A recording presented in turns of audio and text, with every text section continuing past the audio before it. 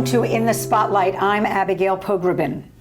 Andrew Mandel is the founder of Tzedek Box, a new Jewish ritual supporting action and reflection for a more just world.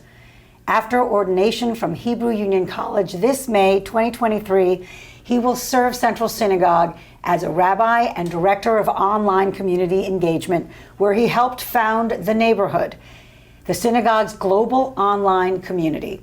Andrew began his career as a 7th grade teacher, that's holy work, on the Texas-Mexico border through Teach for America, before designing the organization's National Leadership Development Program for 16 years. He graduated from Harvard College and holds a doctorate from Teachers College, Columbia University in adult learning and leadership. And full disclosure, he is one of my rabbis at Central Synagogue. Welcome, Andrew. And next to him is the renowned artist Tobi Kahn. He's a painter and sculptor whose art has been shown in over 70 solo museum exhibitions. Works by Kahn are in major museum collections, including the Guggenheim Museum in New York City, the Houston Museum of Fine Arts in Texas, the Phillips Collection in DC, Minneapolis Institute of Art, Yale University Art Gallery, and the Jewish Museum in New York City. Kahn's commissioned installations include outdoor sculptures, meditative spaces, memorial gardens, murals, sanctuary arch doors, and ceremonial objects. For over 30 years, he has taught fine arts at the School of Visual Arts, NYC, and he is the artist in residence at Kivunim. He is the co-founder and facilitator of the Artists' Beit Midrash at Temple Emmanuel Stryker Center, and he lectures extensively at universities and public forums internationally. Welcome, Tobi. Thank you. So this is just very cool to talk about this project. Why are these beautiful objects, question mark, we're piquing people's interest here, sitting on this table. We're talking about the Tzedek Box, which is probably news for many of our viewers at JBS. I'm going to start with you, almost Rabbi Mandel. What was the idea for the Tzedek Box? What was missing that we needed a new ritual object? Great. So we know all about the Tzedek Box, this storied object that allows us to contribute to righteous causes. That is one way to contribute to the greater good. And just reminding everyone, that's when you put coins in a box over time, and it's kind of a way of saying, what? It's charity, it's an obligation to give, that our money ultimately is not ours, it's on loan, and so it's a bit of redistribution, if you will. It's often done personally in homes and in institutions, and many of us remember those blue and white boxes that we were were given. raised with, yes. Yes, now, both because coins are less common these days to even have in our pockets, but maybe more importantly, the notion that social change happens through philanthropy is one important idea, and yet we also engage in direct service and volunteer work, as you well know, in activism and advocacy, and of course in education, in teaching ourselves and teaching others. And so the Tzedek Box broadens the notion of what we can be contributing and hold ourselves accountable to giving to our world. Now there's another Jewish practice that I'm also very interested in and think is critically valuable in improving ourselves, which is cheshbon hanefesh.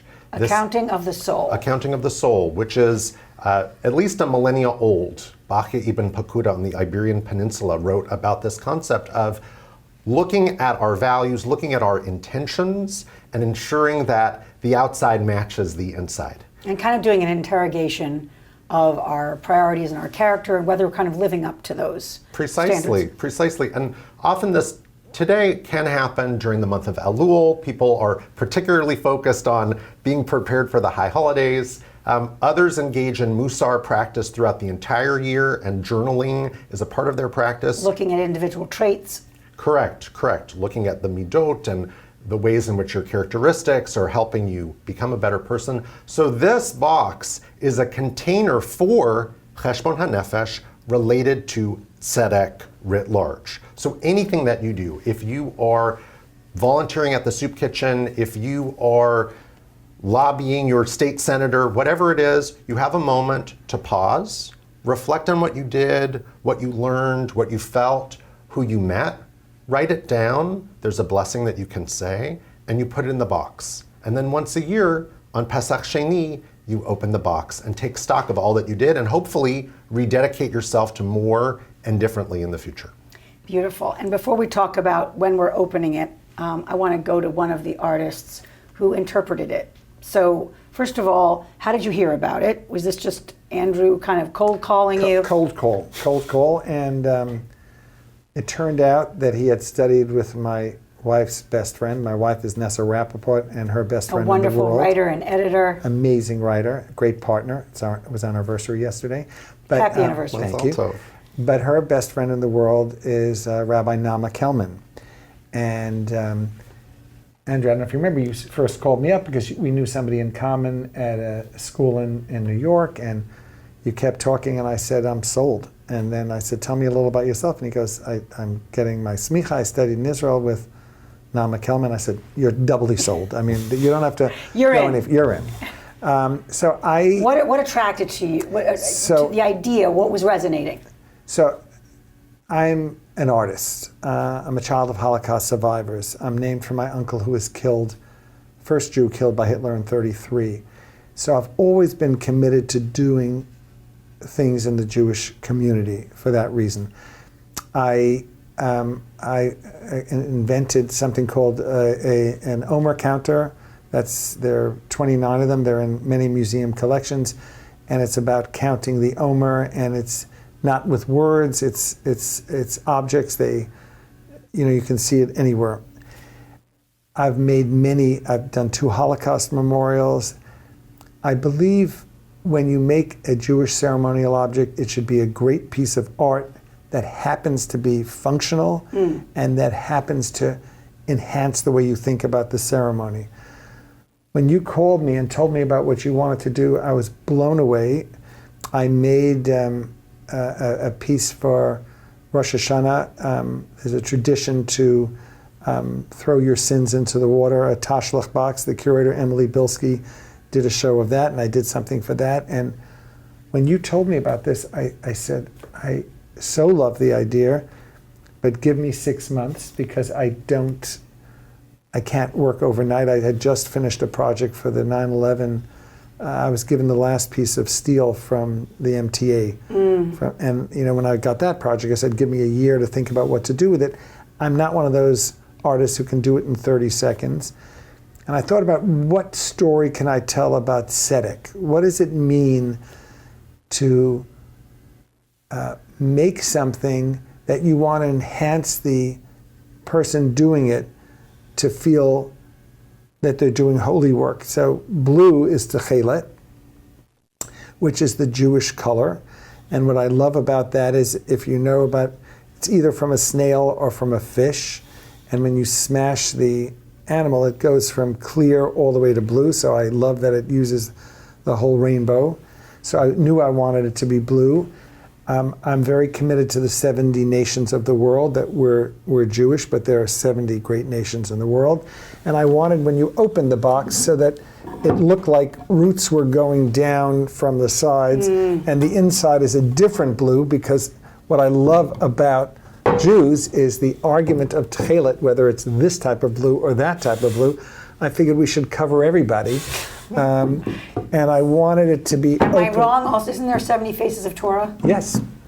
And Ding. there's 70 blocks Ding. on the top. These are 70 beautiful blocks. And it's supposed to look like a city. And I want it to be about inclusiveness. I deeply believe if God thought all of us should be the same, he or she or they could have made us all look the same. So I think diversity makes humanity much more powerful. And is there a slot, or do you put it? There is a slot in the front. Oh, there's the slot. And I wanted it the size, we joked about that. I didn't want you to have to fold your paper. So it's the Nice. size of a regular paper, so you can stick it in without That's so thinking too wonderful. much about it.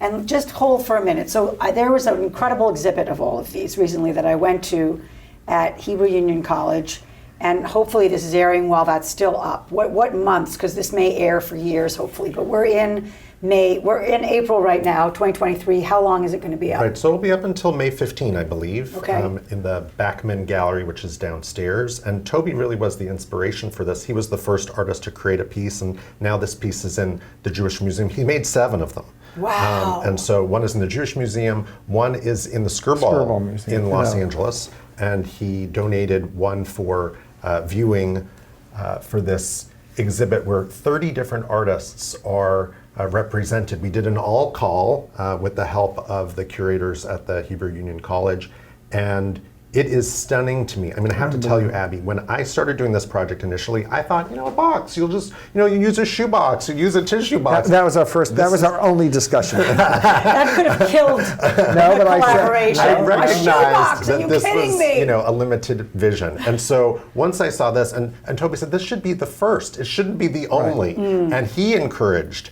other many artists. of my students. I got many other artists, friends of mine. And we're going to be students of showing mine. some of these as we're talking, these incredibly beautiful. Gorgeous. And such varied interpretations That's that right. I was struck by. Andrew, before we leave Tzedek, let's kind of root us in Torah here for a minute, Yeah. Deuteronomy 16:20. Yeah. You, in your sermon at Central, when you were introducing this project, invoked that verse. What is animating there for you, Tzedek Tirdov? In that sermon, I talked about the fact that we as Jews and we as human beings often want to improve our world. I think we all are compelled at some level to make change. And sometimes that change just feels incredibly difficult and daunting to do, that we feel like little individual actors in a broad system, and we try to do our little part, but really does it matter, etc. To me, there's work to be done in all different spheres of our lives, that we can do tzedek work in our homes. When we hear a comment that we know was maybe well-intentioned, but ends up having a malevolent effect, or in our workplaces, or in our institutions, or in our communities. And so I love this idea of circles of justice, maglei tzedek, which is a different verse from Tanakh that prompts us to consider all of the different ways that we might have agency. And as we grow our desire to impact a circle, we need to grow the number of people with us. I think that's the message that, individually trying to take on the big system, that is quite challenging. And so broaden your base if you're going to broaden your scope. And you really encourage us to not just write down maybe the good deed we did, but what was the experience of doing it? And maybe we were struggling, and maybe there were barriers, and maybe we were bored, or maybe we were moved. Why do you want sort of the journaling aspect going into the box? Oh, I'm so glad you're asking this, because a common misconception is that the box is used for self-congratulation. And I do think that there's a valuable purpose in feeling a sense of pride and accomplishment. I would congratulate myself for owning that. You own the box. And maybe you did have a big win and you were able to make some big change, or you wrote a big check and you're feeling good about the contribution that you made. That's wonderful, and it's a private act anyway, so it's something that you can feel proud of on your own. But really the point is for us to continue to grow in our tzedek work.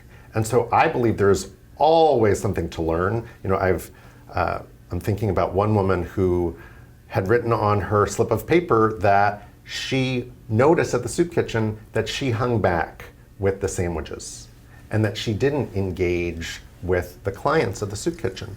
And that's all she observed. She didn't really interrogate it at the time, but when she opened her box, she was able to do a few things. First of all, realize the progress that she had made. So she saw there was some change, at least inside her heart, because she had documented that. This is data that she can look back on.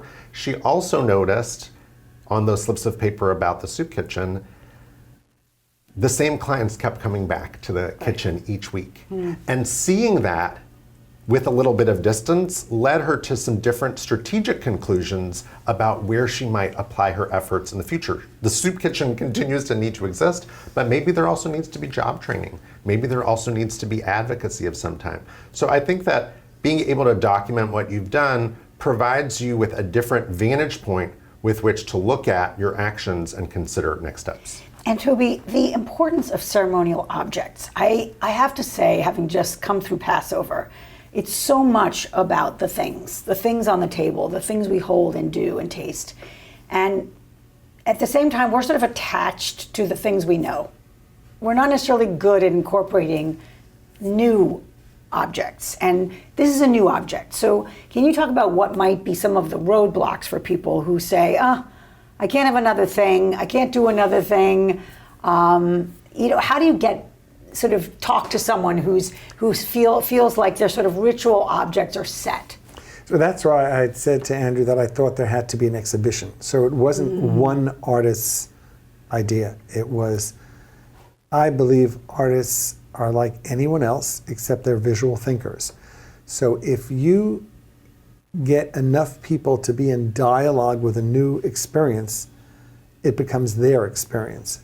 So the trick is, I've made hundreds of ceremonial objects, and I was telling Andrew on the subway here, I had a traveling museum show called Avodah, Objects of the Spirit. It opened up at HUC in 2000. It was supposed to be a one-off. It went to 27 museums around the country. Wow. Laura Kruger curated it. Emily Bilski wrote the book. But we worked with kids in every city. And we did a project in Berkeley with kids whose parents were incarcerated, not Jewish kids. And we had them make their own ceremonial objects. And I was told, make sure you say what you dream of having, not what you have, because these kids grow up off campus in jail. And I think once you make something, you enable yourself to realize what can be. So I think if you create a new Tzedek Box and you see that all these different artists made it, that you can make a tissue box if you'd like. But it shows that there's gravitas to it. I mean, one of the reasons everybody loves Passover. Why does everyone love Passover? The matzah is a beautiful shape. Not everyone might like the way it tastes, but there's wine, there's all these visual experiences that happen. And I believe many people are visual thinkers and they don't realize they are. And by having an object they can attach to the program, It kind of cements it, deepens it. Yes. Visual thinking, I want to make sure we understand what you mean by that. Is it the idea that ultimately it's something you see? Right. But it's not see. I love that question because I teach a class at the School of Visual Arts at Kivunim. I teach it all over the world. Most people glean their information by what they read. Most people do not. They see things, but they don't take it into account of a real experience. Once they realize what they're seeing, like I teach a class for kids to photograph, and I say, when you travel, what are you photographing? Do you care more about yourself or do you care about where it is? It's a very sad reality if you know that if you go to see great works of art, do you know how many seconds most people look at it? 3 seconds. Wow. You know how many seconds people take a selfie? 7 seconds. So the Mona Lisa, great piece, more people are photographing it with them in it. So I really believe visual thinking is once you give yourself 3 seconds, 5 seconds, it's not a lot of time, to look at it, and then you say, wow, that blue, that reminds me of the ocean. Wow. We have to care about the environment. That is, so it's a spark, it's a connector. That's great. And I don't believe anything finishes until the viewer is a participant. In other words, it's not just the creator, it's the viewer. It's the dialogue. Yeah. Andrew, I want to talk for a minute about Jewish guilt. Oh, great. Because maybe this is my own service here. I feel like this incredible project, and we should say that this was at least what we all got at Central Synagogue, which is a little more portable than Tobi's, and you'll talk about this, but sure. I received this and I loved it, but it also became a pressure of the things I'm not doing, not the things I am doing. And maybe that's something I have to wrestle with. I mean, clearly it is. But since I have the rabbi here to confess to, can you imagine how it becomes a charge and it's focusing and I think orienting towards something that we might in the rush of our day forget, which is like, what are we doing that we say we have these values and how are we living them? But how should we navigate the it's 6 o'clock and I didn't do anything today, or the end of a week and I can't even think about what I was kind of good enough or substantive enough to put it in the box. Okay, well, it's Passover, so the word is dayenu, so I feel like that's part one, is like whatever you're doing. And even if you didn't have time to do anything, it could also be a chance to reflect on that and to write that down of what you intended to do and what happened instead and what you want to do next and put that in the box. Regardless, at the end of the year, you're going to open the box and you're going to have all these notes. and it's going to give you, I promise you, a sense of momentum, a sense of accomplishment. I did more than I thought I did. And it's going to kick you in the butt. I think both of those things are true. And I think that's very, very healthy. That it's like the two pockets, which I'm sure you've talked about on the show before. You've got to feel a sense of pride and a sense of I am worthy, and you've also got to feel a sense of humility, and the box does that for you. This particular box, to say a sentence about it, the Israeli artist Eli Kaplan-Wildman partnered with me and my team to create this portable box. Each face has an interactive element. It was very important for him, for people to help create the box, not to just receive the box. And so you'll see one side has a photograph, has a photo frame. You hold. Sure. Where I put a photo of my grandfather who inspired me, of blessed memory. You can also write down issues that matter to you to kind of headline for yourself and for others. What are the priorities that you're holding? You're not just doing random things, but you're doing things that might be focused on the issues that matter. There's a side where you can look inside your box so you can see that, it's kind of like going in there? Yeah, it's kind of busy. I mean, we're almost at Pesach Sheni, so it should be a bit busy. And then this side, I think, is also ingenious. It actually moves. So you can turn the dial depending on the type of action you've taken. If you've been doing direct service work, if you've been doing listening and learning, if you've been doing advocacy, if you've been doing giving. So every time you put something in the box, you can shift the dial. And perhaps if you've never shifted the dial because all you're doing is direct service, that's wonderful, but it might lead you to think, okay, is there a different way to diversify my portfolio so that I might have longer term change? Or maybe if all you're doing is advocacy work, bravo, and you may want to connect with relationships and people. This makes me think also, Tobi, of something that can be intergenerational, that parents can do with their kids, grandkids can do, grandparents can do with their grandkids. Do you see this as sort of an object you can come together around? I just did it. Our youngest daughter went to SAR, a Jewish school in Riverdale in the Bronx, and we did a program, and it was intergenerational. There's a small video, I wonder if I can get it for you, of the kids. It was amazing to see little kids, some of their parents, some of their grandparents, creating these boxes. You saw the video I sent you. It blew them away, and it was supposed to be a 1 hour thing. Nobody wanted to leave, and it was breathtaking. So yes, I believe every person should do it, and I think it's even more beautiful to do it with somebody of another generation because you think about different things. Yeah. So just so people can find it and get involved, give us the kind of rundown. Great. So we know about the museum exhibit. On May 4th, it is Pesach Sheni. That is our Yom HaTzedek, our Day of Justice. And at Central Synagogue here in New York, we have a big celebration planned. We're going to be opening our boxes. We have music. We're partnering with Road of Shalom.